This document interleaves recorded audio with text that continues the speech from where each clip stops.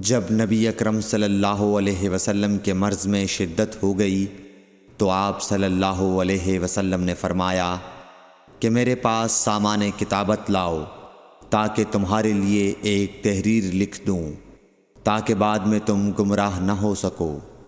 اس پر حضرت عمر رضی اللہ عنہ نے لوگوں سے کہا کہ اس وقت آپ صلی اللہ علیہ وسلم پر تکلیف کا غلبہ ہے اور ہمارے پاس اللہ کی کتاب قرآن موجود ہے جو ہمیں ہدایت کے لیے کافی ہے۔ اس پر لوگوں کی رائے مختلف ہو گئی اور شور و غل زیادہ ہونے لگا۔ آپ صلی اللہ علیہ وسلم نے فرمایا، میرے پاس سے اٹھ کھڑے ہو، میرے پاس جھگڑنا ٹھیک نہیں۔ اس پر ابن عباس رضی اللہ عنہ یہ کہتے ہوئے نکل گئے کہ بے شک مصیبت بڑی سخت مصیبت ہے، وہ چیز جو ہمارے اور رسول کے اور آپ کی تحریر کے درمیان حائل ہو گئی۔ صحیح بخاری حدیث نمبر 114۔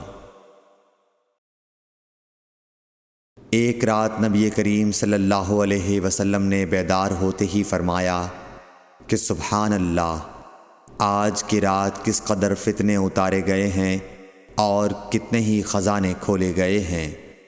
ان حجرے والیوں کو جگاؤ، کیونکہ بہت سی عورتیں جو دنیا میں باریک کپڑا پہننے والی ہیں وہ آخرت میں ننگی ہوں گی۔ صحیح بخاری حدیث نمبر 115۔